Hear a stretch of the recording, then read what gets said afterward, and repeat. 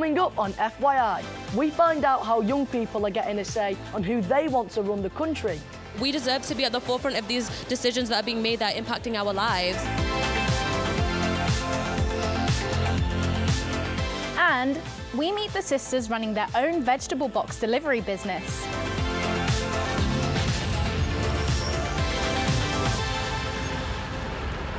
This is FYI, your weekly news show bringing you all the stories that matter to you. And every week on FYI, we investigate possible fake news stories.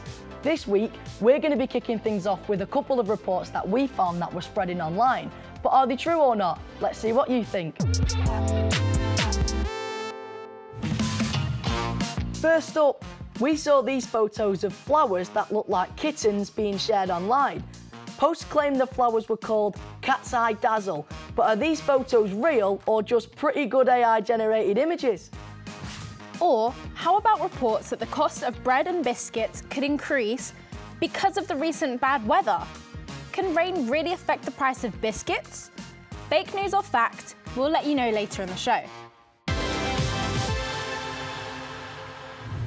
This week, there was some big political news. Scotland's First Minister, Humza Yousaf, resigned, so the Scottish National Party is looking for a new leader.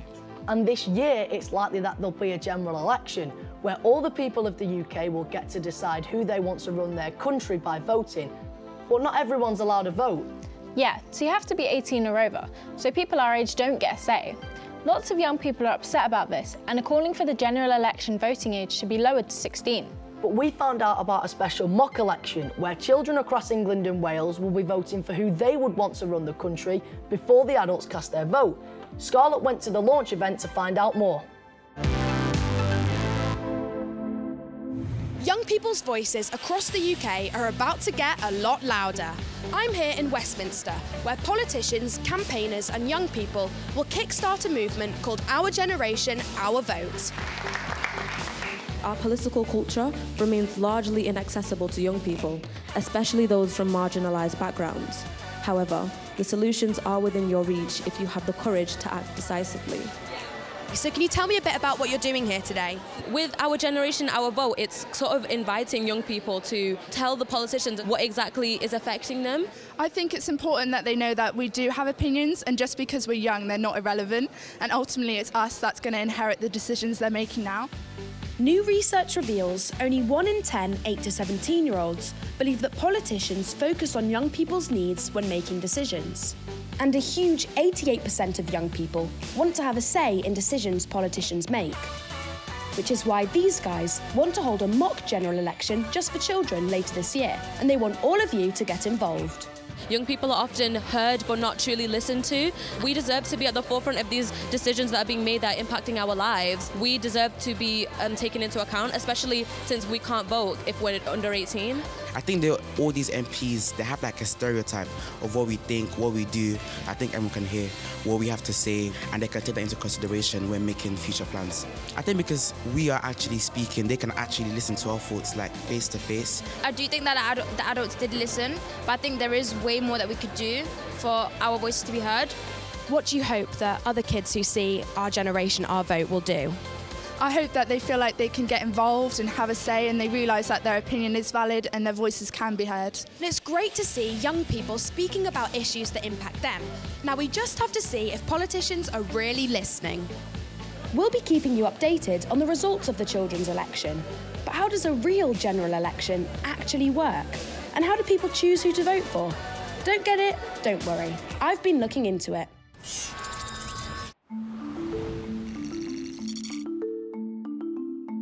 The UK is divided into 650 areas, and these are called constituencies. Some are big and some are small, but they've all got roughly the same amount of people living there. Every constituency has a local member of parliament, or MP, and their job is to represent the people of that local area. So this is who we are voting for in a general election. Most of the people who put themselves forward to be elected are members of political parties, and the two biggest ones are the Conservatives and Labour. Well, let's get some help on this from an expert. Hi there. Hi, Scarlett. Well, voting seems like a really important decision to make. So how do voters decide who they should choose? It is a really important choice, and there's a few things that voters can do. So before an election, for about 5 weeks, there'll be what we call campaigning. And that's where candidates in their local area will be going round doing things like giving out leaflets, talking to people, holding public meetings, and telling voters the sorts of things they would like to do if they're elected. Well, voters need a lot of information from them in a very short amount of time. Is this even possible? It's definitely a lot of information, but there are a few things that help make voters' choices a bit easier. So candidates in local areas are members of political parties, and those political parties publish things called manifestos, which are big lists of all the things they would like to do if they're elected. And before an election, on the TV or on the radio, you might hear some short programmes where those political parties talk about their ideas in more detail. They're called party political broadcasts. So what actually happens on the big day? Well, I've been looking into this. With the entire UK voting to choose their local MP, there's a lot going on. Polling stations pop up across the country, in places like schools and libraries, and these are places where people go to vote. Voters get given what's called a ballot paper. This has a list of all the candidates in their local constituency. They choose one person by putting a cross against their name and then drop their vote into a sealed ballot box. At 10 o'clock at night, the voting stops and the counting begins. The candidate with the most votes in each constituency wins. But what does this mean for the UK as a whole? So, can you help us with this one? I will try, Scarlett. So, after the election, the successful candidate in their local area becomes a Member of Parliament, an MP. That means they go to work in the House of Commons, where they do things like look at laws the government wants to pass and debate important issues. But who becomes the Prime Minister? Great question. So usually, the leader of the biggest political party in the House of Commons is invited by the King to form a government. That means they become Prime Minister and they get to live in 10 Downing Street. Well, I've heard people talking about political parties needing to have a majority. What does this mean exactly? A majority means that one political party in the House of Commons has more MPs than all of the other political parties put together. And you get that if you get 326 MPs. Sometimes, though, this doesn't happen after an election. What that means is the different political parties have to see if they can work together and agree on what they want to do. But if they can't, that could mean there's another election. Whatever government is eventually formed, is the decision-making for the whole of the UK based in London? It isn't, no. So, historically, London was the place from which all UK-wide decisions were made. But from the late 1990s onwards, voters in Scotland, Wales and Northern Ireland went ahead with something called devolution.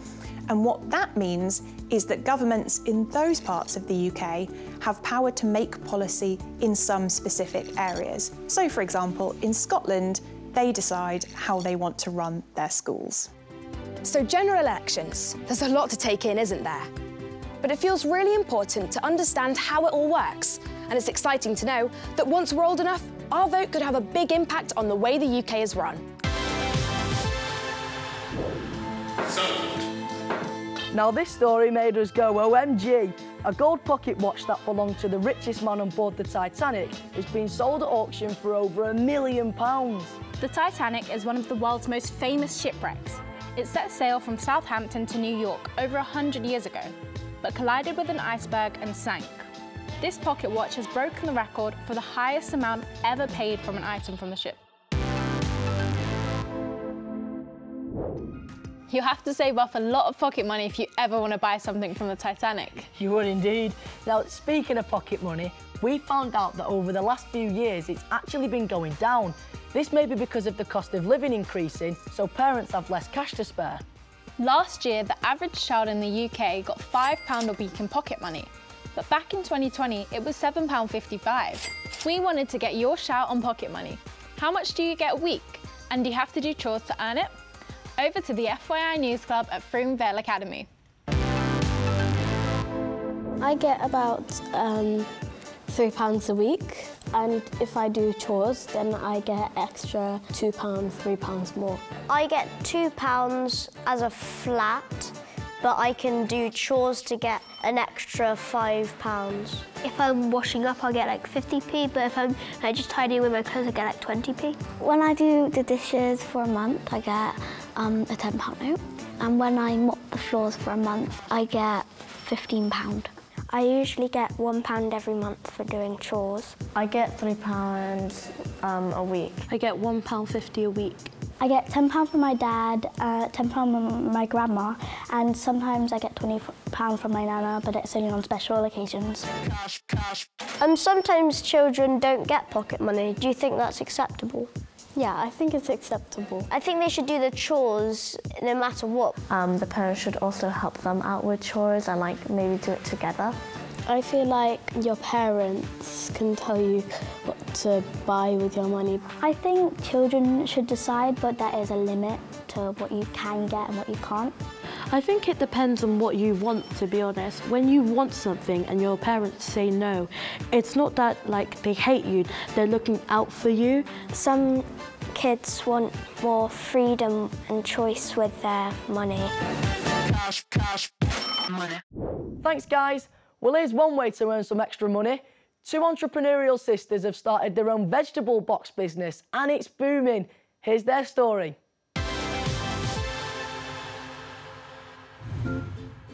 This is our Grandad and Nanny Bunny's farm. They have loads of chickens which lay eggs. So we're starting the day picking up some, ready to add to the veg boxes we sell. Do you want to take a look at our business headquarters? Come on then. Welcome to our garden shed. We're just packing up our veg boxes at the moment. It was my idea to start selling the eggs, and then it was like all of our idea to do the veg. It used to feel like playing shops and that, but now it doesn't because we've achieved so much. We deliver to quite a lot of Somerset. We sell a lot. Our whole family gets involved. Mum helps us with ordering the veg ready to deliver to our customers. The girls are home from school, get changed in the car, and out we go for ready for delivering. Our first stop is a local business. They've definitely got a business mindset about them. They take it very seriously. Hello. My favourite thing about this is seeing like new faces and new customers every week and just having fun. It's just amazing watching them count out all the veg and doing all the orders and the invoices, and the skills they're learning from it are absolutely invaluable in life. And they do really good fresh veg. They'll go a long way. I'm learning loads of maths. Some things I've learned about is like dozens and half dozens. A dozen is 12, and then half a dozen is just 6 eggs. My teachers say that they wouldn't expect a 10-year-old and a 7-year-old to be doing this. One of my teachers, she ordered a veg box of us. In the future, I would really like to just run my own shop. Laurel was adamant that she wanted to leave school so she could work for herself now, but we've had to explain to her that we do need to finish school first. So I'm immensely proud of them for what they've been able to do and how fast they've been able to build it. If people wanted to start their own business, you just need to like work hard, never give up and keep on trying.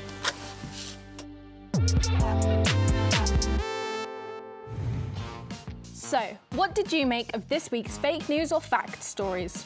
Well, it's fact that the cost of things like bread and biscuits could increase because of all the recent wet weather.